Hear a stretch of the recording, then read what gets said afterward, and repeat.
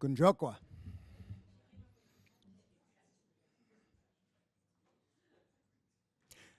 So at those seniors, Kanikariwasa, ne gadi ohandu, Kariwatekwa, are going ahead to.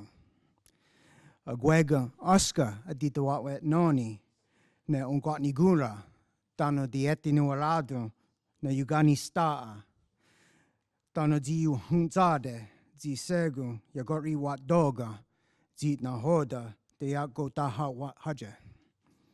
Dogadi na yodu, nungwatni gura. Watwanuraladu, welcome to the Faculty of Education Indigenous Student Awards ceremony. This ceremony offers our faculty an opportunity to honor those Faculty of Education students who received Indigenous student scholarships during the 2023-2024 school year.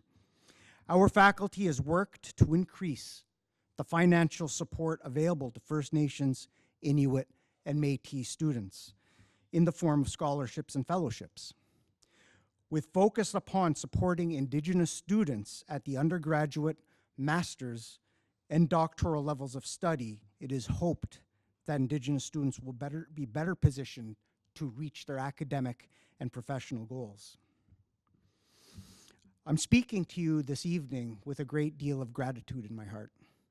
I'm thankful for a great many things, not the least of which, as was reflected in the Ahanda Gariwatekwa a moment ago, a message of thanks that's recited by the Mohawk people. And I think gratitude is a great way to reflect upon the contributions that our students will be or are already making towards the field of education. Gratitude, as David White once wrote, is not a passive response to something we have been given. Gratitude arises from paying attention, from being awake in the presence of everything that lives within us and without us. Gratitude is not necessarily something that is shown after the event. It is rather the deep, a priori state of attention that shows we understand and are equal to the gifted nature of life. So I understand your presence here at this ceremony, honoring our Indigenous students as an act of gratitude because you're paying attention, and I appreciate that.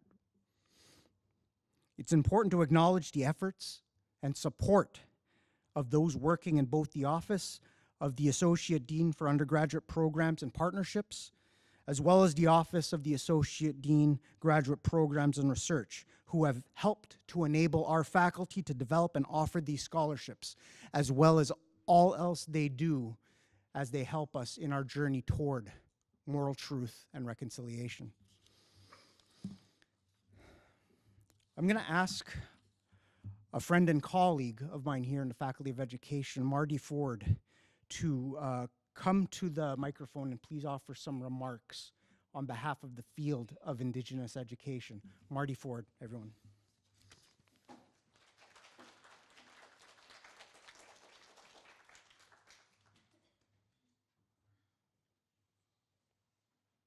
have to move this mic down. I hope you can see me.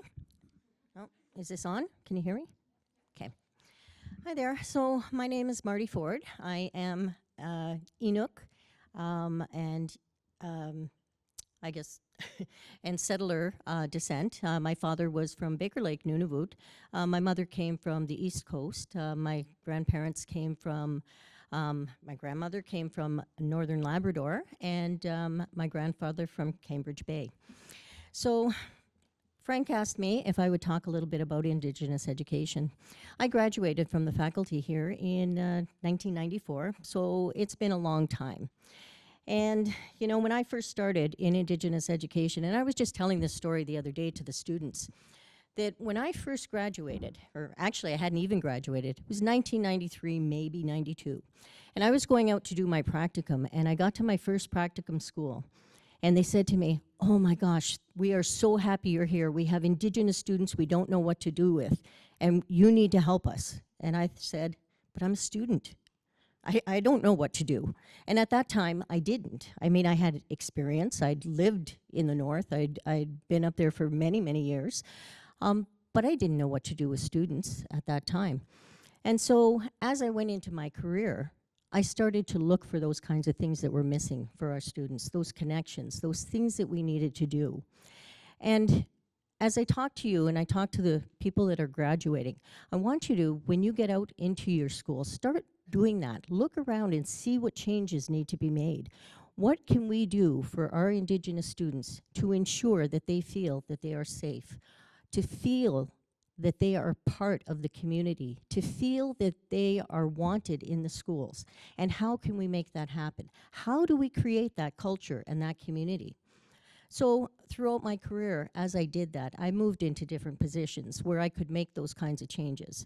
And I think that, you know, if you work hard and you're willing to try and do the things you need to do with the students at the center, keeping what those students need at the center of everything you do, then you're going to be able to make those changes. I have taken my career in education and I have traveled all over working with Indigenous communities in Brazil, down in Chile, all with the same things there. What do we need to do to work with Indigenous kids to make education the best it is for them? How do we need to change? How do we need to make it fit so that we're fitting for the students, not the other way around? We can't be changing our students to make them fit within the school system because that's not what works. And so, you know, as you go out into your careers, whether it be as, you know, a teacher beginning a career, whether you're master's students who are moving into administrative positions, or whether you're going on to your PhD and coming in to teach, try and keep the students at the center and what you can do with Indigenous education, because it's so important. We're at a point now where there's a lot of people who have graduated and are making differences in those schools, and now we need that extra support, the extra support to help make those changes as we move forward in education. Thank you.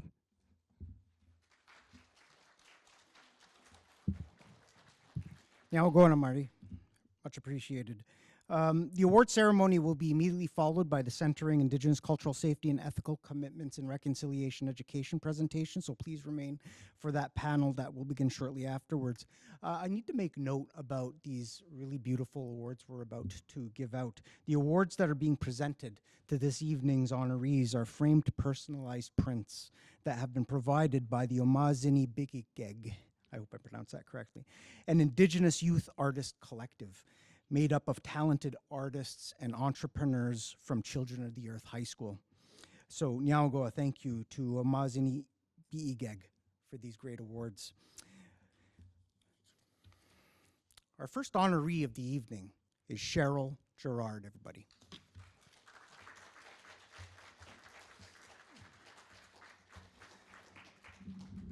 Cheryl Miskwa Nigwakut Igwe, Red Cloud Woman, is from the Pisu clan and holds a Bachelor of Arts degree, advanced, majoring in Native Studies as well as a minor in Geography from the University of Manitoba. Cheryl is a direct descendant of Chief Peguis. Hailing from Zagin First Nation, Cheryl is passionate about integrating Indigenous perspectives into education. Cheryl aims to complete the Bachelor of Education and potentially a master's degree with a focus on Indigenous education. Drawing from her experiences, Cheryl emphasizes debwe, truth-telling, from an Indigenous standpoint. Her interests include preserving Indigenous languages, Anishinaabe-Moan, environmental stewardship, governance, and ancient civilizations. Cheryl envisions her role as an Anishinaabe teacher as an opportunity to empower future generations through education and highlight overlooked aspects of history. In the 2023-2024 academic year, Cheryl received the Indigenous Undergraduate Scholarship in Education. This award is intended This award is intended to support the studies of an Indigenous student who is studying in our Bachelor of Education program. Congratulations, Cheryl. Yeah.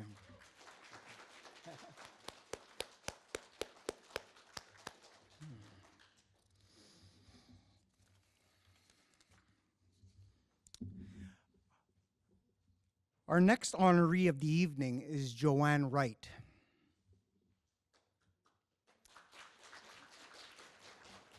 Joanne intended to join us this evening, but circumstances have prevented her from attending, but I understand she is on the Zoom, so Saga Joanne. Joanne is a first generation, go ahead, Joanne, yes. Joanne is a first generation urban raised Anishinaabe Gwe who grew up in the inner city of Winnipeg. Joanne's ancestry is woven through Saugeen First Nation, Peguis First Nation, and the Red River Métis Nation. Joanne serves as a vice principal at Edmund Partridge School in the Seven Oaks School Division. But Joanne points out that her most important role is that of Kokum to three amazing children, Winnie, Riel, and Leah. Joanne is deeply humbled and greatly honored to experience the gift of being Kokum. About the role of Kokum, Joanne says, it is a privilege beyond imagination. The way they light up when they see me is the best medicine ever. They are my North Star. They show me how to stay in the moment, and I feel so alive in their presence. They are my magical fountain of youth. In the 2023-2024 school year, Joanne received the Indigenous Master's Scholarship in Education. This award is intended to support the studies of an Indigenous student who is studying in our Master's of Education program. Although Joanne can't be here in person, although she intended to be, I just want to say congratulations, Joanne, for your achievement.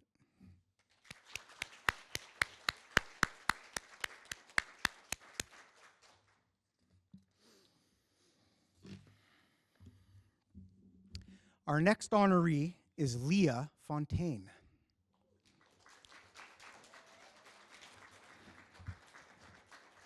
Leah is currently enrolled as a first-year student in the PhD program in our Faculty of Education.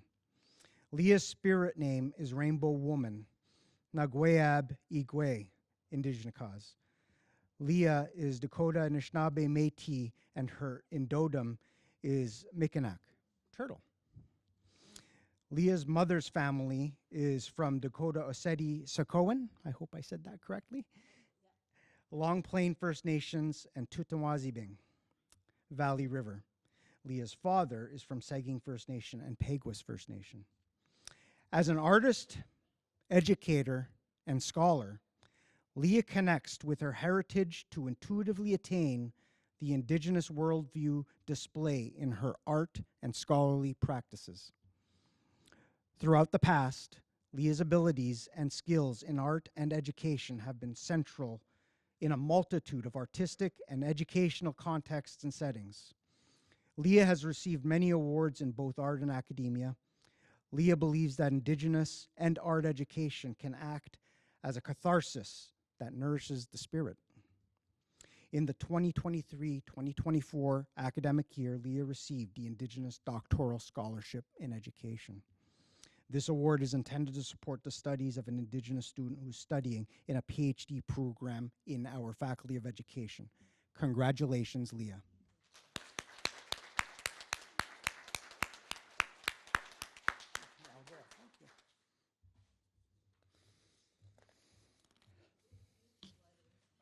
Yeah.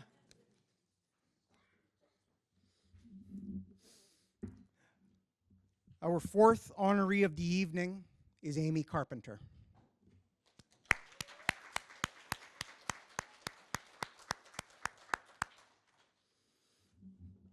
Amy comes from a very large urban Métis family. Though Amy grew up predominantly in East Kildonan, Winnipeg, her family's script can be found in what is now known as St. Norbert. From St. Norbert, her family rooting extended to St. Boniface and later St. Vital. Amy is in her second year of the Faculty of Education's PhD program. As a longtime educator in Seven Oaks School Division, Amy has worked in many schools in varying roles. Currently, Amy is on leave from Seven Oaks as she pursues her PhD while lapping up every moment she can with her little boy. Most recently, Amy was honored to receive 2 awards, one being the University of Manitoba's McGigie Award, for which she was nominated by Indigenous students within the Faculty of Education. In addition, Amy was recently awarded a doctoral fellowship by the Social Sciences and Humanities Research Council of Canada. That's a big deal, by the way. The title for Amy's research is, "What Can the Life Stories of Elder Mary Kershane Teach Us About Living in and Aspiring Toward Minnow Pamatsuan, the Good Life?" Amy's work will focus on stories collected while visiting with Elder Kershane, who is a longtime educator, elder, and residential school survivor. Amy's community work and scholarship looks to serve through sharing the brilliance of Indigenous people and community. By the way, I get to be her supervisor too, so it's an honor. In the 2023-2024 school year, Amy received the Faculty of Education Truth and Reconciliation Fellowship.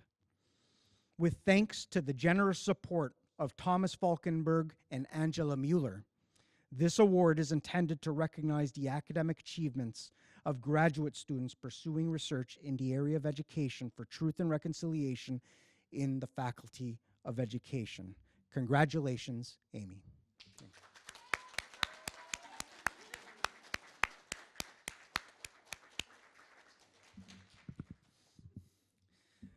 I'm going to take the liberty of talking about some of the things that are going on in our faculty that bring us to this point. There's been, from my view, a great deal of work to organize ourselves in such a way to have supports such as these various scholarships and fellowships, and they are down to the hard work of people in this faculty.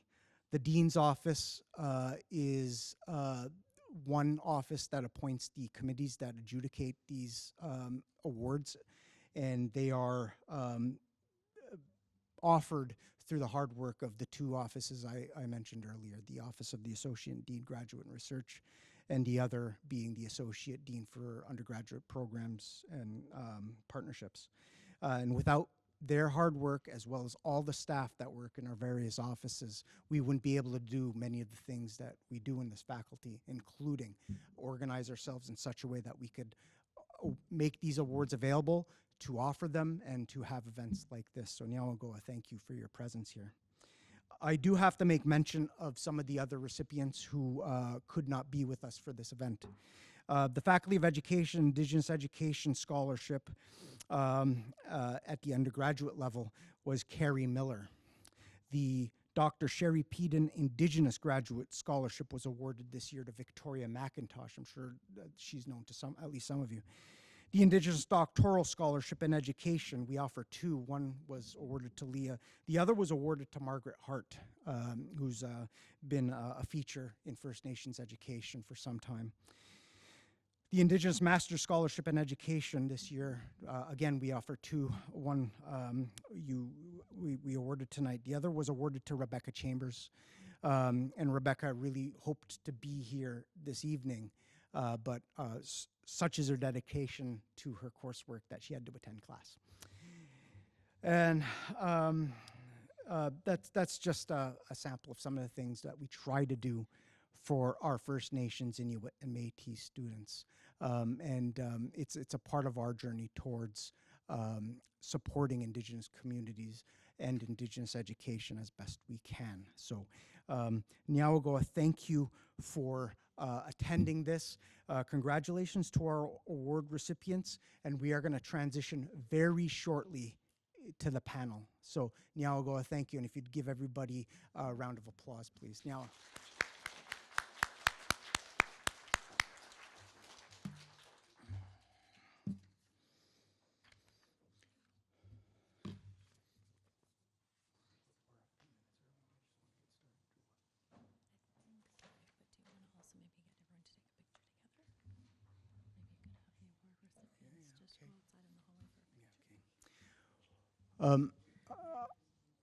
Before we get started, can I have the award recipients who are present to come up for a picture, please? Please, please, please. So that's going to be Amy and Leah. Cheryl left, so.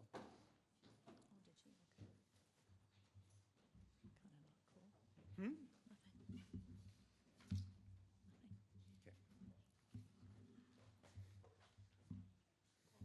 I don't know, where do you reckon?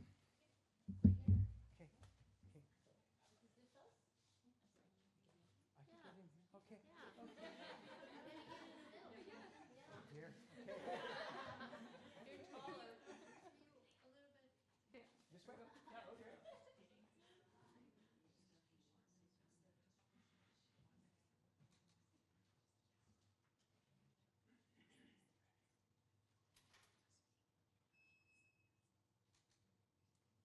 Okay, now go. Thank you. Thank you.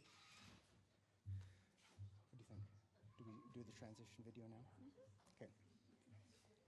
We're going to turn this on, this video. Is that okay?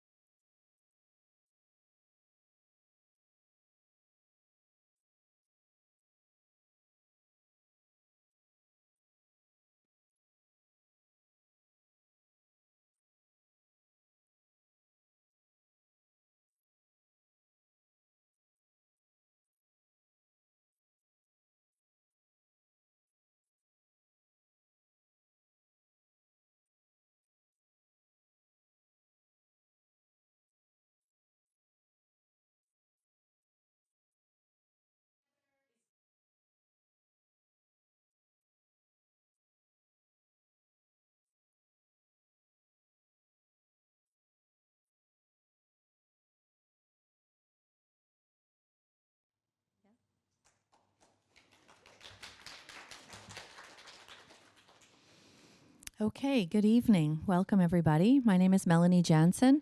I'm a professor here in the Department of Curriculum, Teaching and Learning, and also the Associate Dean of Graduate Programs and Research. I'd like to welcome you all here tonight to the second part of our event, which is Centering Indigenous Cultural Safety and Ethical Commitments in Reconciliation and Education. Is this sound okay? Is everyone okay? Yeah, okay.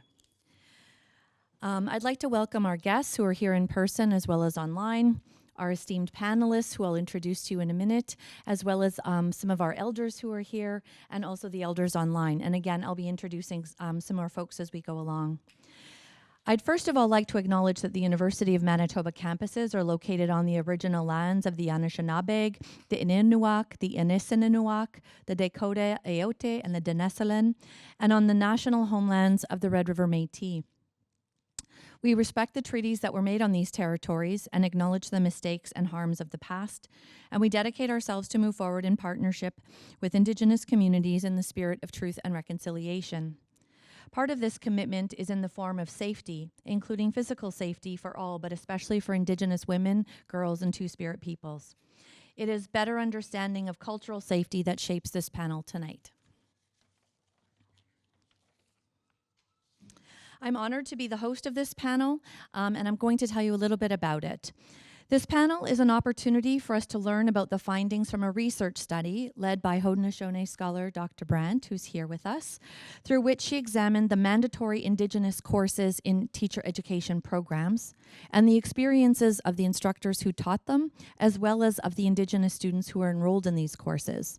The research, which began in 2019, emphasizes Indigenous cultural safety and the fostering of ethical spaces amidst nationwide moves towards reconciliation in education.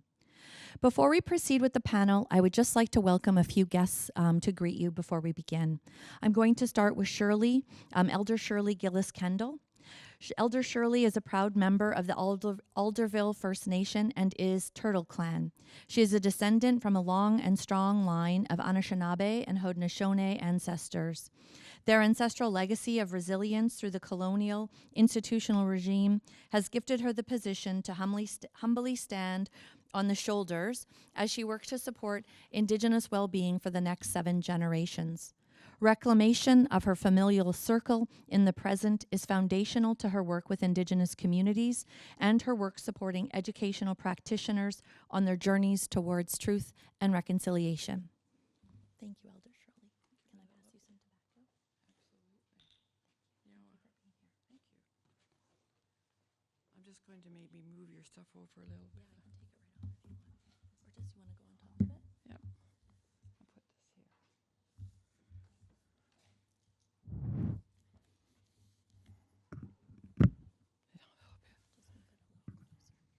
Thank you so much. Thank you. Just want to stand here for a minute and look around this beautiful room, taking in that feeling of that wonderful ceremony with the students. I'm still awestruck by it all. It's wonderful. So it's so wonderful to be here for this wonderful occasion. It's for me, a very spiritual moment. So I just wanted to say, Nyawa Haskano, thank you for being well tonight. And I think far too often that wellness isn't promoted enough and brought forward. So my name is Bidabin Nemkikwe, First Light of the Morning Thunder Woman, and I'm from Alderville First Nation, born on reserve, brought up in the city. And I'm so blessed to have come through the waters of my mother, Bonki Benesi, and she came through Wasquenabe, and she came through Alicia, and she came through Emily. So we have a long, strong line of women in our family.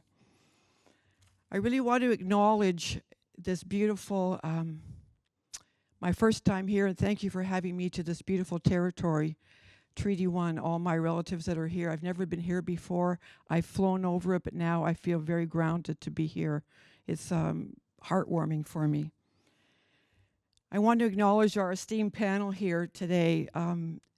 These academic minds amazed me during our conversations over dinner. It was really enjoyable. It was quite entertaining. When I think about this research and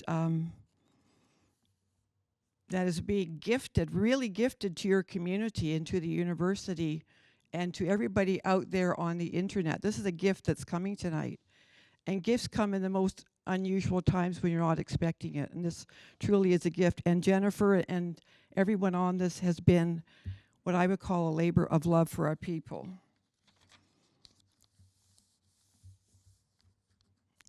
We were having a wonderful conversation prior to this over lunch and talking about this research. And there was a comment made about outgoing work. And I said I saw this as a pebble that's thrown into the water, and the circles keep forming and forming and forming, and that processional effect is there through this research. It's really just the beginning of more to come. So this morning when I was in my hotel, I revisited and looked again online at the Truth and Reconciliation 94 calls to action. I hadn't looked at them for a couple of years, and I knew where the genesis of this research came through, that direct response to that. So I'm going to quote this right now, the calls to action. It says, calls to action are actionable policy recommendations meant to aid in the healing process in 2 ways. 1, acknowledging the full horrifying history of the residential school system. 2, creating systems to prevent these abuses from ever happening again in the future. Prevention has 2 key components within calls to action: teaching all Canadians the reality of our people's treatment, horrific treatment, and also creating educational and economic opportunities for Indigenous Canadians so they can fully participate in society. Marty, your comment earlier, I have to say this right now, when you were talking about outreaching the youth and doing the work and why you're so committed, That really is wealth building, isn't it? It's wealth building because our people are the wealth. I truly believe that. I see reconciliation as a continuum, and a really wise woman in my life who's been teaching and living the medicine wheel for 50 years, she said it's like a spiral that goes around in a continuum, and all the time that keeps growing and moving forward like that. So within that spiral that goes around, all this knowledge is going there. That basket of traditional knowledge, the research knowledge is going into that. And it becomes more powerful as time goes on, when momentum kicks in. And I feel that this continuum will be met with challenges. Will there be challenges? But I'm also confident that the good mind of everyone, of our people, of our ancestors, of everybody here, of those yet not here, will rise and seek those opportunities and grab them, and change will happen. And this happens because all this has a spirit that becomes activated going forward like that. That's the foundation of who we are. And I believe those challenges in time will be able to transform the opportunities to true, kind, and respectful reconciliation, where we don't even have to say that word anymore, reconciliation, because we live it. It's not on our sleeve, it's part of our life.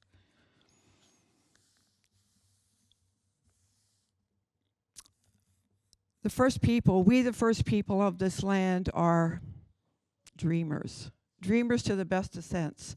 Our ceremonies have come through the dream time. We get information through the dream time. Many years ago, there was an educator who, he was a settler.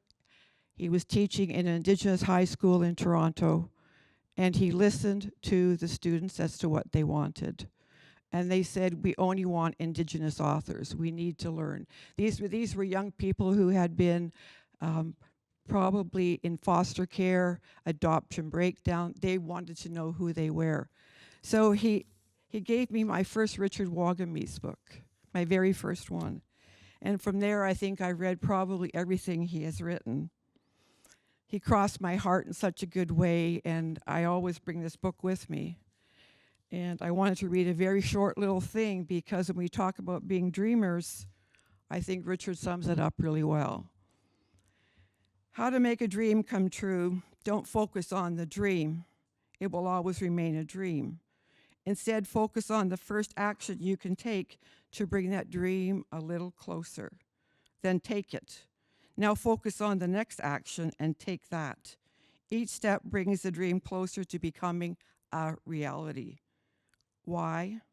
Our elders that teach that the dream world and the real world operate on the same energy. You link them through the power of choice, choose action, and the dream moves even closer to reality. Now, for this time, you've had me up here today. It's been wonderful. And I want to say to you, from my family to yours, what we always say, big love, miigwech.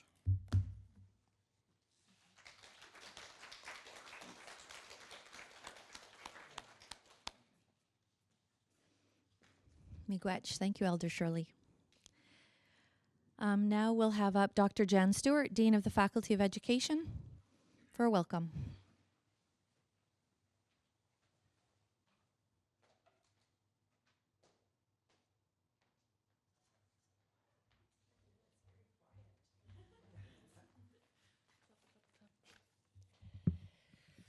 Good evening. On behalf of the University of Manitoba and the Faculty of Education, it is my pleasure to welcome everyone joining us here today. We are proud to host this event highlighting Indigenous-led research and important conversations. We recognize Indigenous peoples in Canada have experienced racism, discrimination, and stigma in schools and post-secondary institutions. Cultural safety provides a foundation for reconciliation and a pathway for Indigenous voices, perspectives, and knowledges to be respected and valued. This is the fundamental part of education for all learners and educators. I hope that we can approach this experience with humility, seeking to listen and learn, with an invitation to engage in meaningful and reflective practices and critical discussions. Cultural safety is an important piece in the recruitment, retainment, and support of Indigenous students, educators, researchers, and partners. Together, let us work in genuine partnership and collaboration with respect, understanding, and dedication. Thank you all.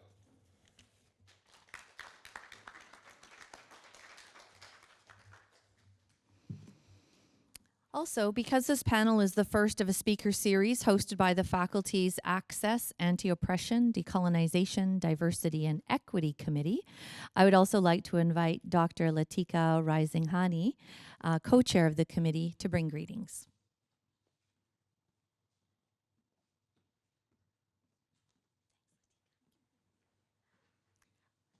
Good evening, everyone. It's my privilege to be here with you all, and as an uninvited guest in the lands of Indigenous peoples of Canada, I wanted to say that many of us are fortunate to live, learn, teach, and raise our children in these lands, and we are grateful and to have this partnership, and we are looking forward to work with the Indigenous communities. And we are very fortunate and privileged that Dr. Frank Deere has given us this opportunity to think about and invite and be part of this panel today.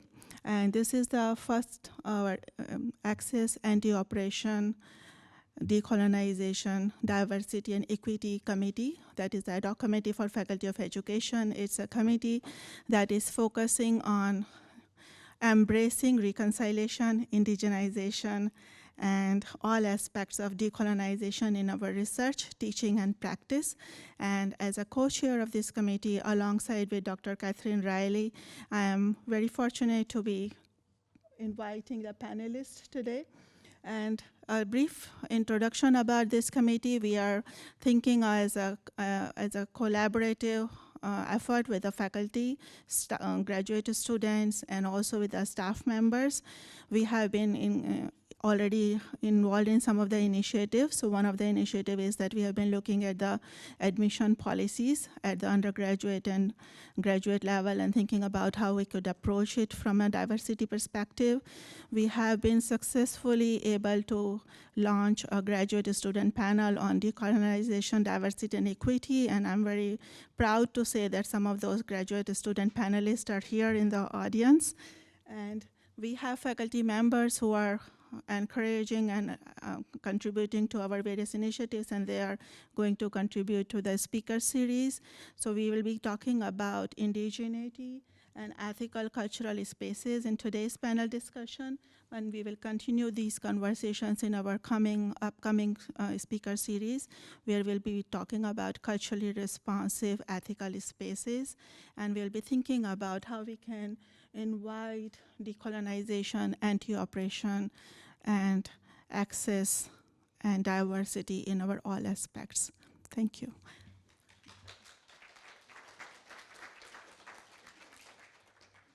Thank you, Latika.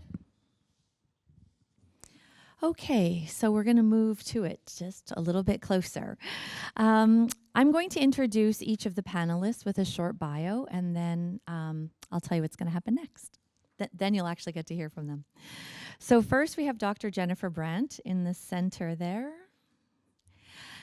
Dr. Brant is an assistant professor in the Department of Curriculum, Teaching and Learning at the Ontario Institute for Studies in Education. She belongs to the Ganekahaga Mohawk Nation, with family ties to 6 nations of the Grand River Territory and the Tyendinaga Mohawk Territory. Her research focuses on Indigenous maternal pedagogies as liberatory practices, and she has just won the Canadian Association for Curriculum Studies Paper of the Year for her paper on contesting colonial violence. Sorry, my notes are messy. She's the faculty co-chair of the Indigenous Education Network, as well as the faculty editor of Curriculum Inquiry. Dr. Brant co-edited the book Forever Loved, Exposing the Hidden Crises of Missing and Murdered Indigenous Women and Girls in Canada, along with Dr. Dawn Memi Lavelle Harvard. And their second edited collection, Rematriating Justice, Honoring Our Missing Sisters, will be published in June. Dr. Brant teaches courses on Indigenous methodologies, Indigenous literatures, and structural and colonial violence and education. Welcome. Next to her left, your right, is Dr. Jeannie Kerr. Dr. Kerr is an educational philosopher, a theorist, and qualitative researcher of Irish maternal and settler identity. She's an associate professor in the Faculty of Education at Simon Fraser University. Dr. Kerr's scholarship examines the reproduction of societal inequities in pre-K to 12, teacher ed, and higher education settings, and is directed towards collaboratively repairing and renewing relations in educational settings, urban landscapes, and Canadian society. Welcome. Now I'm going to direct your attention to our screen where we have Jessica Trickey, who's joining virtually. Jessica is a doctoral student at the University of Waterloo. Throughout her undergraduate and graduate degrees, she has studied themes related to increasing positive attitudes towards Indigenous peoples, understanding allyship behavior, and breaking barriers for underrepresented groups in science and engineering fields. Welcome, Jessica. And also Dr. Frank Deer. He serves as a professor in the Faculty of Education at the University of Manitoba and also serves as college president of the Royal Society of Canada. Frank is Gahaga from Ganawaka, a community that lies just south of Teotihuacan in the eastern region of Haudenosaunee Confederacy. Frank's been teaching me Mohawk. Frank earned a PhD in Educational Administration from the University of Saskatchewan and studies Indigenous education and Indigenous religious and spiritual orientations. Dr. Deer has previously served as a classroom teacher in northern Manitoba and in the inner city of Winnipeg. Welcome.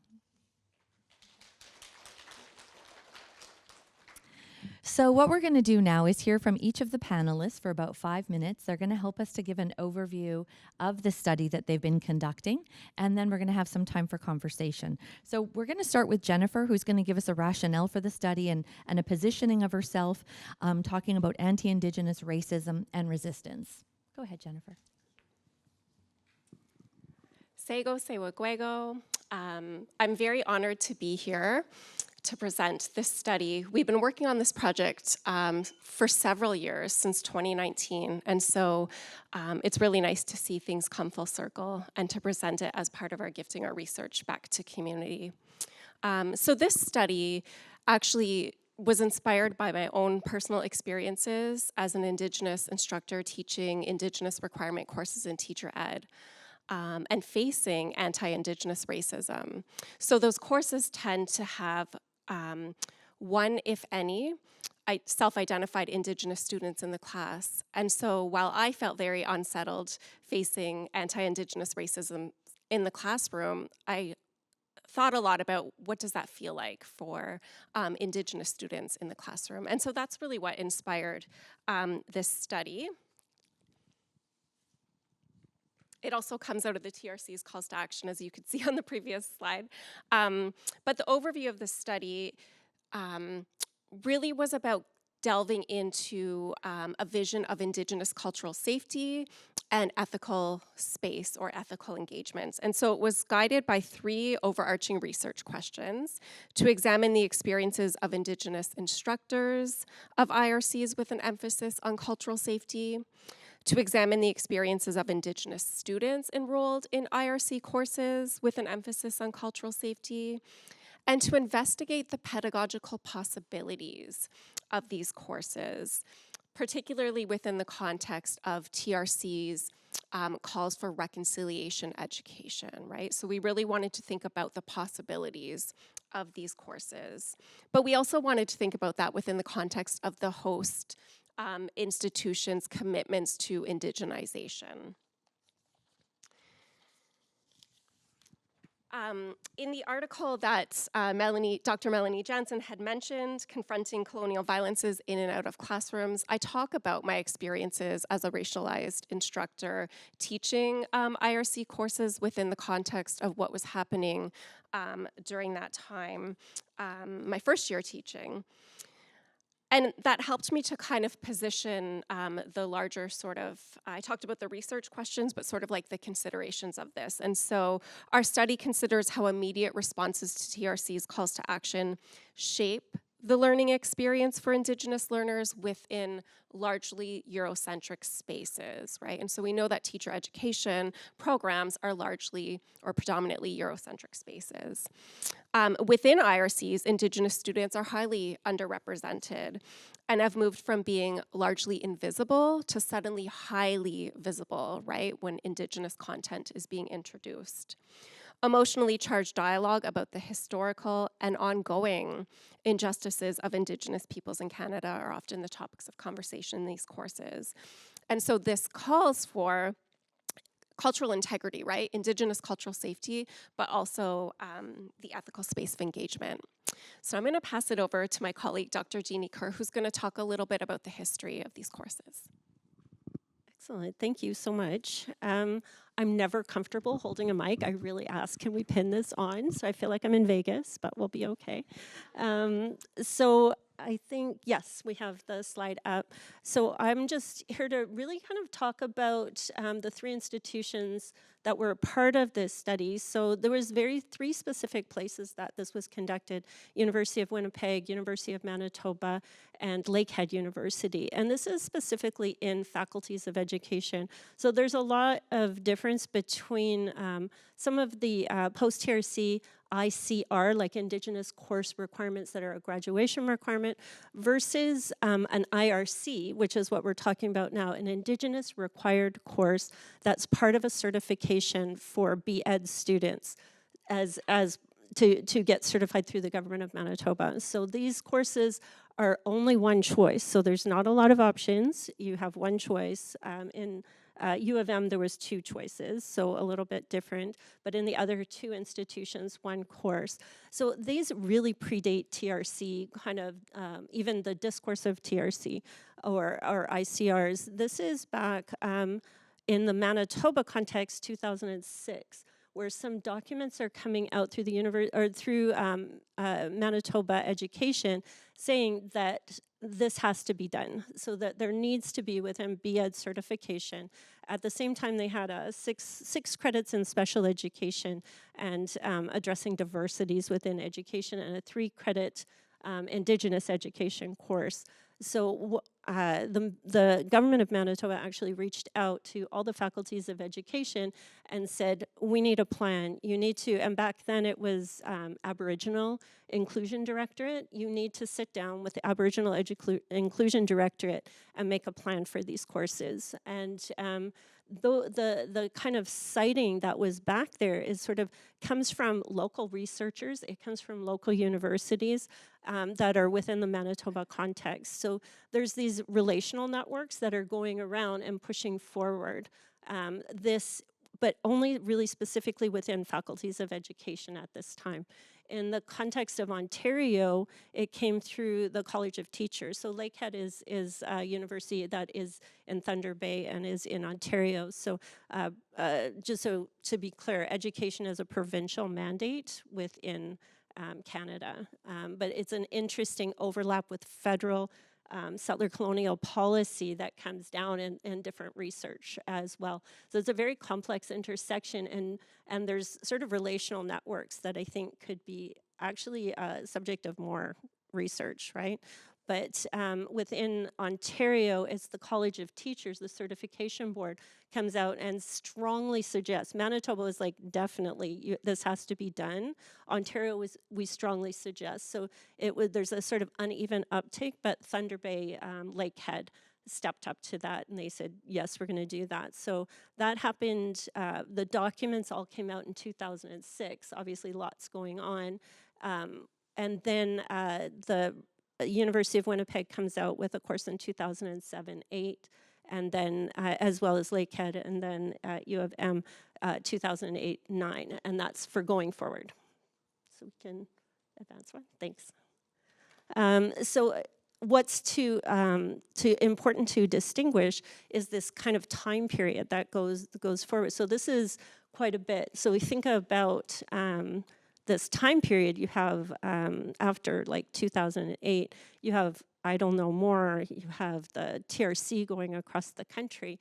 You have all of these things going on that are changing the way people are thinking, as well as moving from Aboriginal as a term to Indigenous, which had been previously more of a sort of a United Nations kind of term to as collective resurgence against globalizing forms against Indigenous people around the world. So this term starts getting taken up a little bit more at this time. And interestingly, and I don't know if that was the attraction for you picking the sites, but U of W was the first university in Canada to have an Indigenous course requirement as a graduation requirement, which is quite a bit different than an IRC, which is one course. With this one at University of Winnipeg, there was literally 81 courses that became available for students to take, but it's an undergrad requirement. So you can take any kind of those 81 certified courses to get this as a graduation requirement for an undergrad degree. So I would really like to, I don't know if you're good with this, Sadie Phoenix Lavoie, but a really important student activist that was behind the Indigenous course requirement. So there's a lot of misunderstandings about where that course came from. It came from 10 years of student activism, but importantly, Indigenous student activism, and then gaining the support within the University of Winnipeg. I think Dr. Annette Trimby was there at the time. So that was a really important time, and it's different than what happens in a faculty of education as a certification. So it's important to just think about these differences, because I think within the context of University of Winnipeg, it was really like, I think at the time, like, look what we've done, and this is, a wonderful accomplishment, and it was, but there's also the control over those courses, how it's done. There's still some contentions there about how the structures and governance within settler colonial institutions continue to kind of have the last word on what gets done. So I think there's lots more room for conversations, but I think that's probably a good background. And Lakehead's was also the other first university at the exact same time, interestingly, to have a course requirement, but theirs was only 50% content within their course, so a little bit different, and they had a smaller selection. But yeah, it's a little bit of the history. So now we're going to pass it over to Jessica Trickey. Hi, everyone. Thank you so much for having me here. I'm very honored to be able to talk about some of the results from this study. So as we were through these, the interviews and the sharing circles with students and instructors, some themes were uncovered related to cultural safety, ethical space, and relational spaces. And these different concepts kind of intersect to create a safe classroom environment. So cultural safety provides, as noted, provides a pathway to reconciliation. So a key piece of this is ensuring that everybody feels comfortable. So this University of Waterloo student shared that cultural safety is one of the paramount things that the instructor was focused on. The key component was making sure everybody was comfortable in the classroom. And importantly, this involves building relationships between students and instructors. So students expressed feeling culturally safe when their instructors showed care, vulnerability, and transparency towards students. As an example of that, one student discussed how one class almost felt like a game changer because the professor showed care toward them, showing interest, wanting to get to know them. They would say, how was your hockey game the other day? Just kind of building that relationship.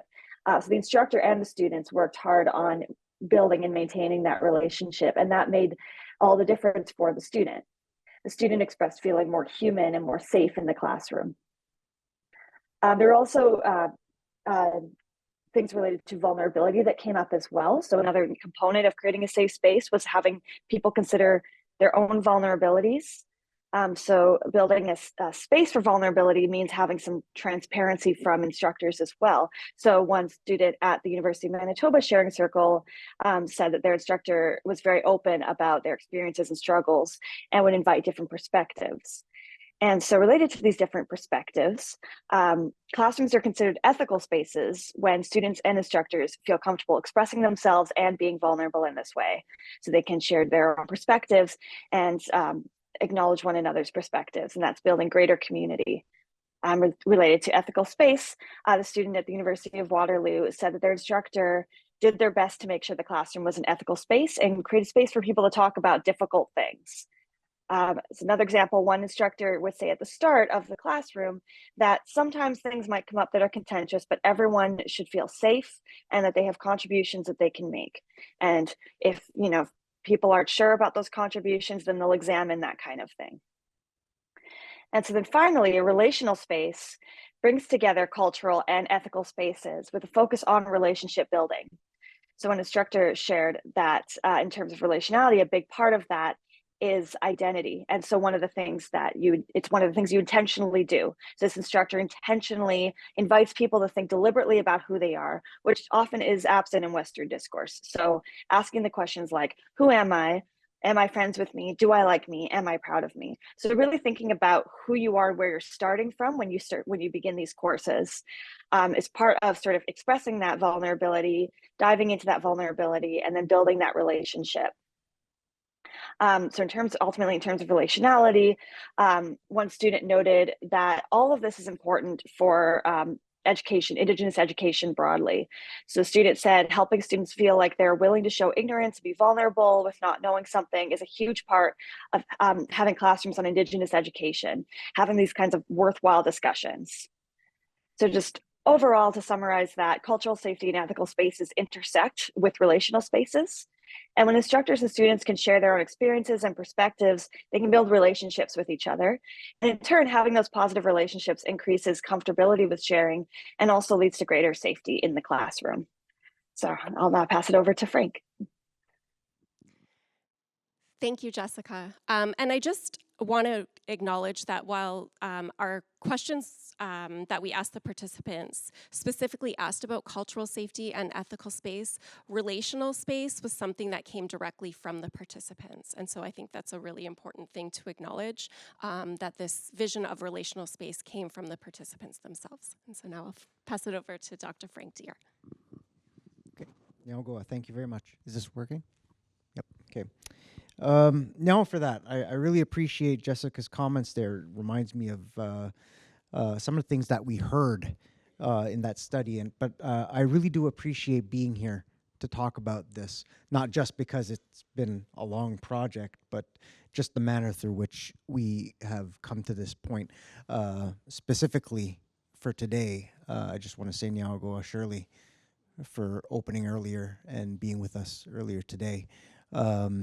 And it reminds me of some of the earlier stages of this research where, in the case of our research data collection here, we had Wanda Murdoch helping us with that. There's something about how that affects the climate of the data collection process when you have someone who can share some of what Marie Baptiste referred to as the unique manifestations of Indigenous knowledge, heritage, consciousness, and tradition.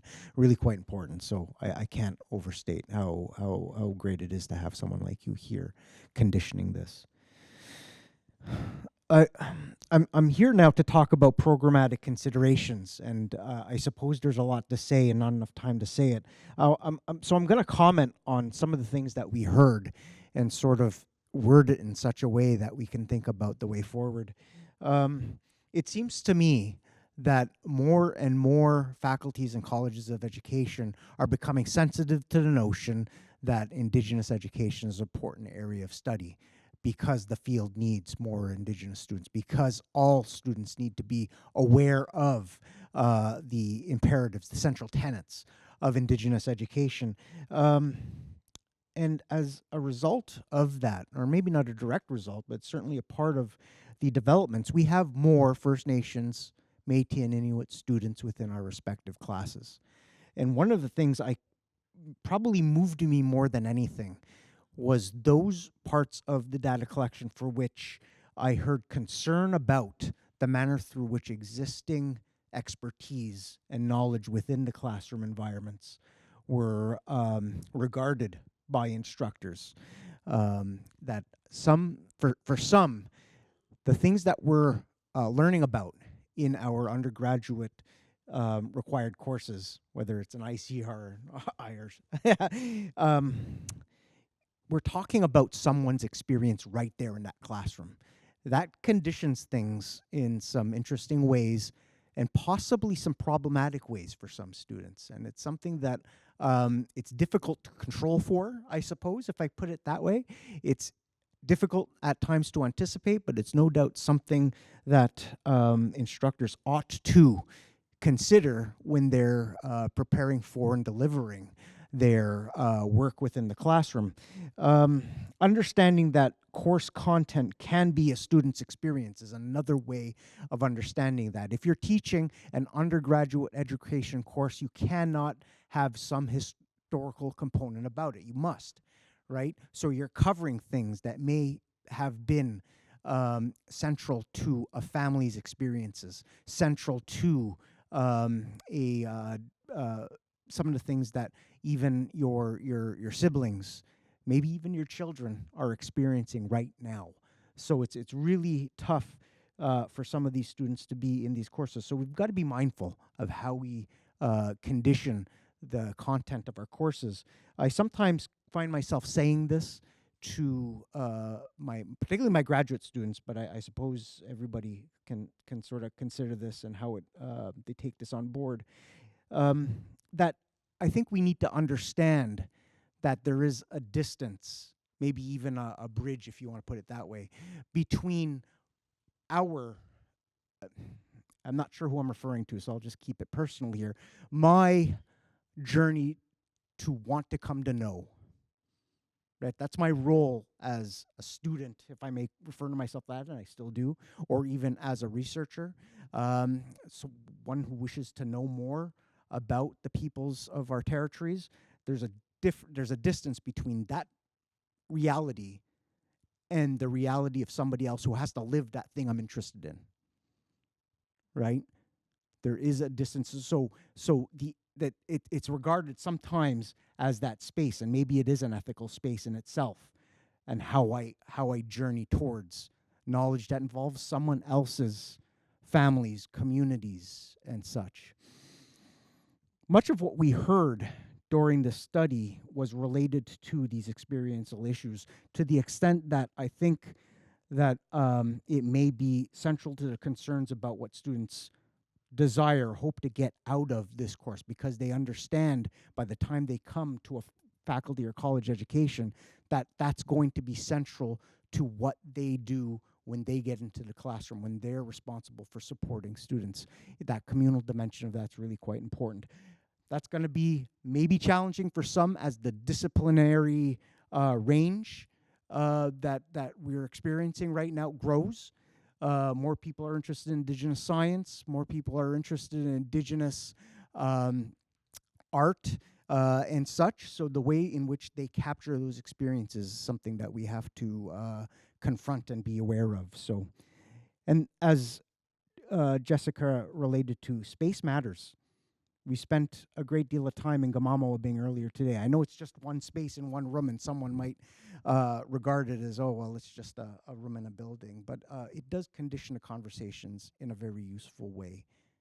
And when you design a place and you come to that place, that space, with a good heart, and hope to exercise some sort of generosity of spirit whilst you're in that space for the purposes of learning with each other, that can be a very powerful experience. And I'm really happy that our Faculty of Education is enabled to develop of that, as I know other universities and institutions have gone down that route as well. So there's a lot to draw upon from a study like this. So Nyaogoa, Jennifer, for being such a great lead for a project such as this. I'm privileged to be a part of it. Nyaogoa, thank you.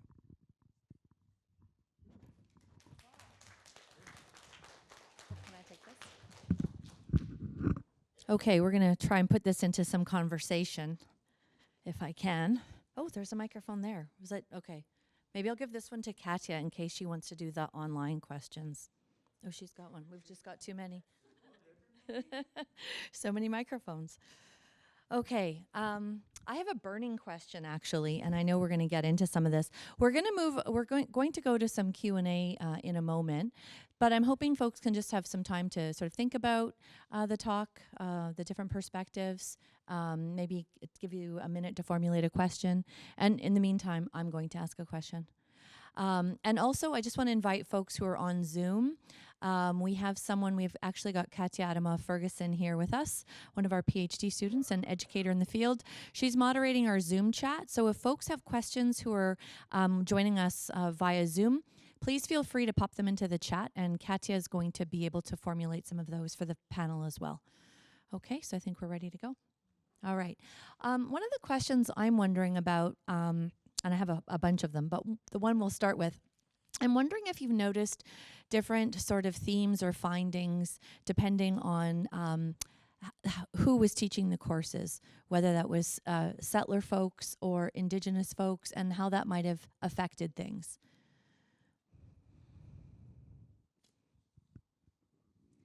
So for this study in particular, it was all Indigenous instructors that were teaching Jeannie wasn't the teaching. courses. No. Okay, so then maybe we could go to some of the thematic findings that you had. What were some key things that came out, and were they different from site to site, or were there some common things, common threads across the different sites? I'll start. I don't mind. Is this working? Yep. Okay. One of the things I found was, and I hope my colleagues share this, the different backgrounds and orientations that a instructor brings to their work sometimes might sort of be taken on board in different ways by the students in front of them, okay? I got the sense that those who identify as female and are in those situations to teach these required courses, at least sometimes, but I'm being diplomatic there. It seemed like a great deal at the time. Those instructors were bearing a burden of sorts with criticism, with bold comments. I seem to, I'll just call it straight out racism at times on the parts of some in those environments. And that's got to be a difficult burden to bear as an instructor, right? It's not just that a student might be understood to be taking a required course and have to be there, and they could have that sort of attitude that they have to be there, there's no choice. But there's also a very significant space for the instructor to be in when they're having to cover this that they care about. They care about the content, they care about the field, but when they're facing that kind of feedback, let's call it, by students. So there was a bit of that going on with the instructors in our study. I can add a little bit. So we were very fortunate to have Kevin Lamoureux, who was a former AVP of Indigenous Engagement at UW, but also a course instructor, who wished to be named in the interviews. And his interview was really interesting in the sense that he talks about how this has been changing over time. So definitely he called out that his Indigenous female colleagues were absorbing more racism and more, like in terms of gender and the intersection of gender and indigeneity, that they were front and center, absorbing more than him. He says there's something about a 6-foot man that, people aren't going to be bold enough to do that as much with him. But he also did notice a time of change over, because he became the AVP, He had a much bigger role in implementing the Indigenous course requirement faculty-wide, and he said he hadn't been in the class for a while, and he said the type of overt racism, like that you were just like really embodied and very aggressive, and notice was kind of shifting in different ways. So it wasn't as much that, it would be more like people are more curious, but still not knowing, and you have to still absorb those comments as a regular part as an Indigenous instructor, but you know, it wasn't as aggressive as it had been over time. Something about TRC, I don't know, like there's a more consciousness for settlers, so he did notice a change there. Anything to add, Jennifer? I can add a little bit to that as well. I would say that a lot of the racist comments that I experienced, they came in different forms, but they also came on the course evaluations. And of course, when you're on the tenure track, course evaluations matter. And some of the comments, so you're talking a little bit about like the intersection of, for me being Indigenous and a woman on the tenure track, a lot of the comments had to do with the way that I brought my identity and whole self into the classroom. And so I am a scholar that focuses on Indigenous maternal pedagogy. So of course I talk about being a mom in the classroom. My son is here in the room today at the back of the room. He's probably not happy that I just mentioned that. But like my students have always, or sorry, my children have always been a really big part of my educational journey and then my scholarship. And so I would talk about, you know, last night I took my son to his hockey game, and to sort of like have comments that attacked my nature as a mother, and an Indigenous mother that focuses on Indigenous maternal pedagogies was really difficult. And so I had a moment where I thought, okay, I need to stop being relational in the classroom. That moment didn't last very long because it's core to my scholarship. And so I think it's really important that relational space was a theme that emerged from the data so strongly, and there were students that talked about how it made them feel like connecting with their instructor on a human level, right? Particularly as we moved from so when this study happened, when we started collecting data, it was just several weeks before the pandemic, so we did have to take a pause, which was intentional, because we were really thinking about the care, this ethic of care that we wanted to sort of have threaded throughout the study, but then we started again to collect data, I think, a year into the pandemic. And so there was a shift between students that had taken the class face-to-face versus students who have taken it online, and that personal and relational space came through in different ways in a virtual context as well. It's interesting that relational space seems to almost be a paradox, right? So being in positive relationship with, like, trying to create those positive spaces of relationality by being generous with your own self was, in some ways, you were being punished for that by some students, but for Indigenous students, that seemed like an opening. Yes. Yeah, interesting. I'm wondering, Katya, do you have anything from our Zoom friends?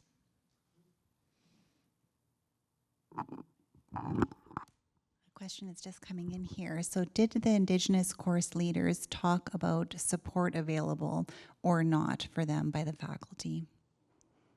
For the students? Or for the instructors? Maybe both. Okay. Let's go with both.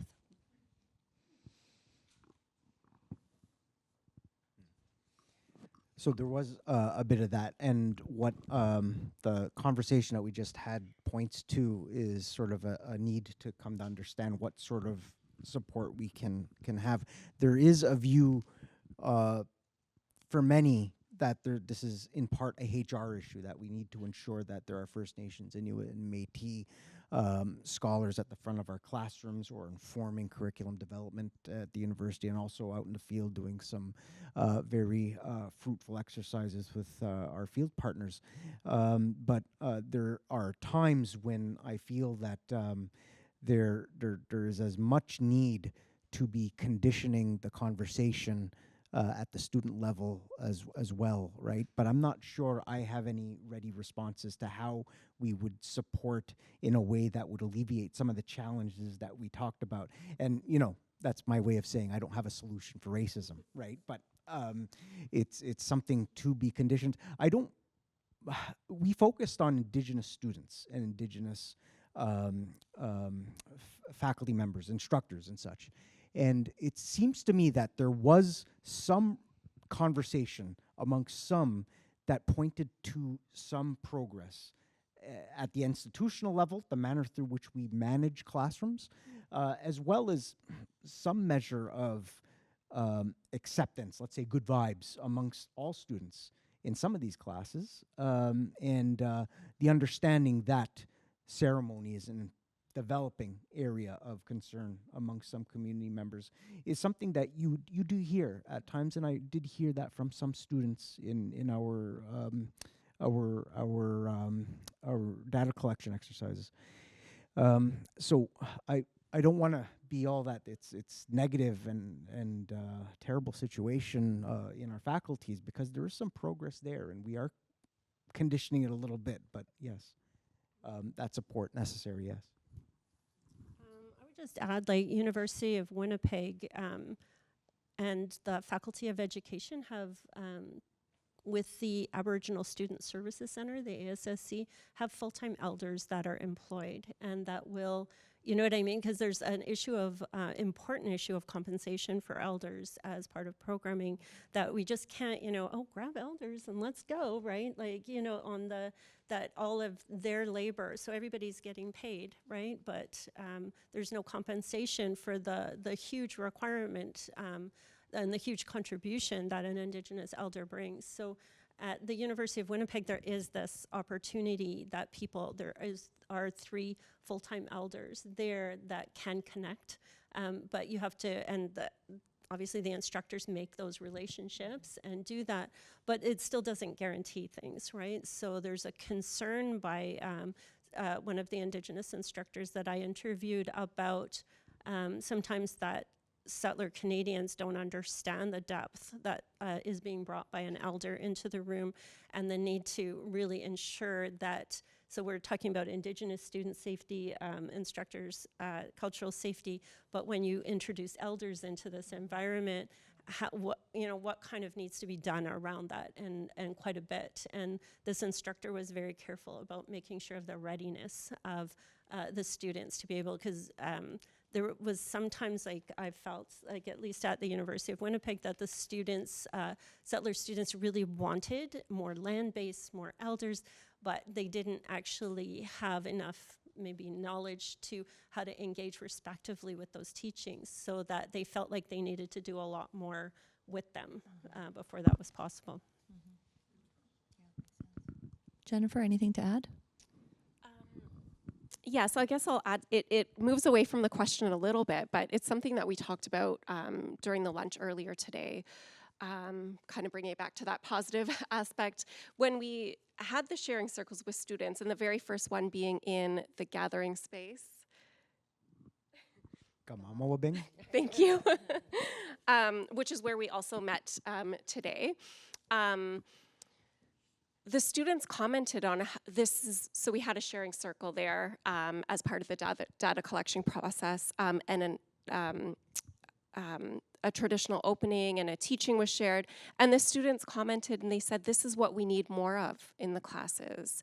And so they talked about how healing that opportunity was. And so I mentioned before that there might be 1 or 2 Indigenous students in an IRC course, but in the sharing circle, it brought them all together. So for many of them, it was the first time that they were sharing the experiences that they had in the class with one another. And so there was healing, but also that sort of message, like, this is what we need in the classes. We need more of this, right? And of course, it was very relational, so. I'm wondering, Jessica, not to ignore you, do you have anything to add to this question?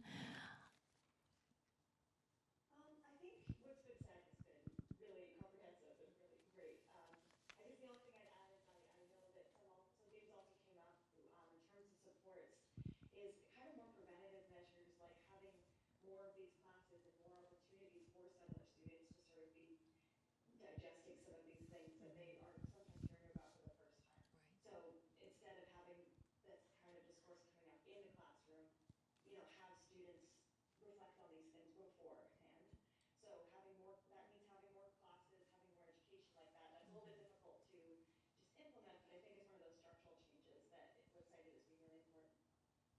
And maybe more opportunities for those kinds of learning in the courses we already have. Yeah.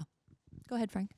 I just want to identify a tension that I hear a lot about when people are talking about topics such as this, and that's the extent to which faculties and colleges set aside courses and programs to just First Nations, Inuit, and Métis students, and have them learn together, right? That's sometimes seen as a solution of sorts, right? And I catch myself wondering about that often. I'm not sure if I have a super strong opinion about that. It sort of flies in the face of some understandings of what reconciliation ought to be. But I've heard about it more than enough times in my career to wonder if that's something that is to be considered. But yeah. Thank you. Okay, we'll turn it over to the audience. I'm wondering if there's anyone. Yeah, Leah. Leah, I'm going to get you to just say your question out loud, and then I'm going to repeat it into the microphone so our folks on Zoom can hear it. Okay?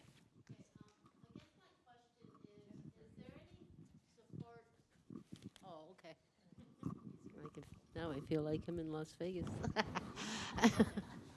Anyway, my turn. I'm just wondering, due to my experience teaching, and it's not just students, it's students of every age, right? Why aren't the faculties who are doing Indigenous education in their faculties working together in a relational space? And it seems like everybody has the answer to Indigenous education in every faculty, but we're not getting together to balance all the different cultural perspectives on it. And why is that not happening? Why is it that Indigenous studies knows about Indigenous education, so does in education here knows Indigenous education, so on, but we're not working as a team to come to a balanced perspective of what that is so we can move forward with our students. How can we do that? Thank you. Thanks, Leah.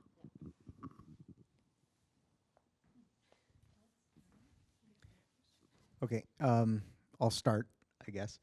I don't know, there's gonna come a point, I hope, where I'm not saying what I'm about to say, but I'm gonna say that First Nations, Inuit, Métis education, Indigenous education, I still think it's still a relatively new endeavor for most.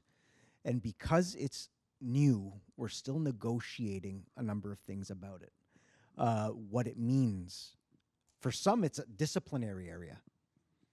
For others, it's not. It's more about the demographics in your classroom or the consequences of the education supporting community or all manner of different things, right? And I think once we begin to confront that better in a way that has on board the field and the communities in a particular region that map onto a particular faculty, I think some are getting there, really are.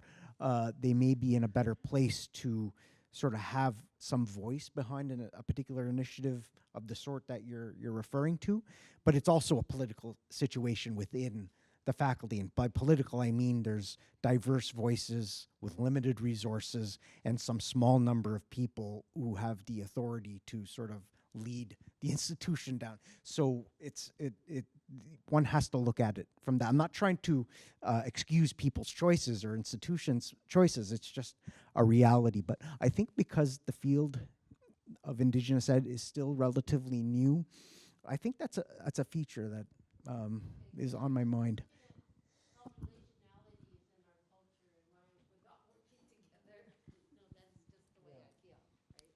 So just for the Zoom audience, Leah was just saying that relationality is at the center of Indigenous people's experiences, and so just wondering why that's not more prevalent in the institutions then, working across the departments. One last quick question, I think, in the blue sweater. Yep.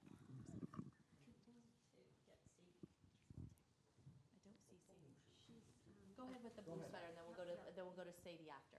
Yeah, right here. Go ahead. Okay, thank you. My question has to do with racism. And for my own project that I'm working on culturally responsive pedagogy. So I'm very interested in, and maybe Dr. Jennifer can answer this because it's based on what you talked about with racism. So when you're in a classroom and you face this type of behavior, I'm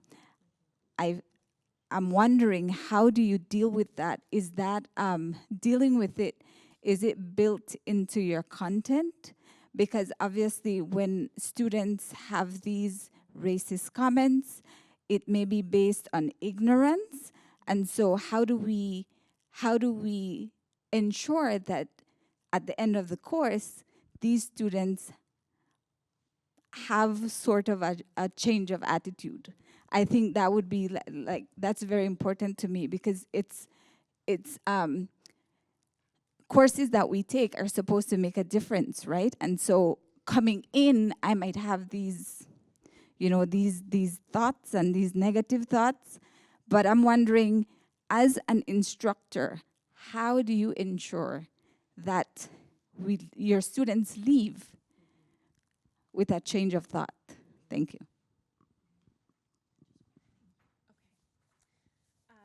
So that's a very big question, but that is, and I think it speaks to part of the our call to faculties of education that one course, 12 sessions is not enough. But what I try to do, and I write about it in that colonial violence paper that's in the, that was in the presentation. So it's a curriculum inquiry publication. I talk about how I scaffold assignments through Indigenous maternal pedagogies. And part of that is becoming vulnerable myself in the teaching and learning from the first session, right? I get students to co-develop a classroom code of ethics from the very first session, and then we talk about cultural safety. And this is what I need to feel safe in the classroom, and what do you need? And so I kind of scaffold those assignments, assignments, but it starts in week one. But I think it takes more than one course to do that. It's an important question. Thank you. We're going to go to one last person. I'm just conscious of the time. I'm sorry to rush it. Hi, Ani Buju. So I guess in a sense, I just want to say thanks for having this discussion and dialogue, and I'm grateful to be here. But I guess in a sense, my question is more so around how are we supporting the elders that are invited into these classrooms to provide kind of that Indigenous perspective, especially for the non-Indigenous instructors or profs. Because that was something that I know that a lot of elders have kind of brought forward was, you know, they're kind of feeling like they're being tokenized, or they're being kind of, their knowledge is being siphoned without proper recognition or, you know, even compensation. And we kind of touched a little bit about that, but also in a sense of, in terms of, how are we accrediting Indigenous language and Indigenous knowledge within the university institution itself without that realm of tokenization, and ensuring that, you know, Indigenous knowledge is still considered to the same extent as Western knowledge systems? Those are some important questions. Actually, we're going to just go to the panel for a second, okay? Thanks, Lita. I'll start. Okay. Nya, for the question, I appreciate it. I've always thought of an elder or knowledge keeper's role in a classroom, but we could take classes out of it. We could sort of put this in all manner of different contexts, is deliberate. Now, by deliberate is that I'm asking, requesting respectfully for someone to contribute to a conversation. I'm not asking someone to come and just, you know, tokenize, I suppose, or do something that might be understood to be tokenizing. But when we engage with some, and surely earlier today especially, but in our respective data collection exercises, we had, those elders weren't just there for a moment. They remained, they engaged, they became a part of the process through which we came to understand the phenomena that we wish to explore. And I think something similar can be said of the classroom exercise. So the elders in Magigi-Agamic who come to our classrooms, you know, it's very deliberate, it's very respectful, but there is something negotiated when you're asking them to come contribute, right? It's that orientation, I think, that is really quite important. And I understand maybe where that question's coming from. You haven't said this, but this is a problem, that what you're describing, that there are these tokenistic exercises, and that's one person's way of putting their thumbs up and saying they did something with someone, an elder and such, and that's something that needs to be confronted. I'm going to interrupt and just draw everyone's attention to the time. I'm sorry. I think this has just been such an excellent start of a conversation that's obviously, it's pedagogical, it's institutional, it's political, and it's ongoing. So I want to just thank everyone for being here. I'm sorry we didn't get to more questions. Folks, if you're here in the audience and want to talk to our panel for a few minutes after, please do feel free to stay. I also just want to remind grad students, there's an opportunity to be with Dr. Brant tomorrow in Wabing at 3 o'clock. That's also called room 322, which is far less interesting. But if you're a grad student, you want to have tea with Dr. Brant tomorrow, we'll be serving tea in Gamama Wabing. So please do come and join us and ask your questions and bring a colleague if you like. I'd also like to just thank our IT people, David, Clara, and Teddy. Thank you, Katya, for being on the online Zoom there. Thank you, Alma, Sophia, and Alejandra for your work tonight. We also need to thank SSHRC, the Social Sciences, Humanities Research Council of Canada for funding the project, and our elders, of course, Wanda Murdoch, who couldn't be here tonight, Elder Tina Armstrong, who had to leave already, and Grandmother Shirley. It's been a pleasure meeting you. Thank you, everyone, for being here tonight. Yes. Oh. And Elder Sharon Peltier from U of W. And Lois and Gayatri. Thank you so much. Sorry. So many helpers today. Thank you all for being here. Take care.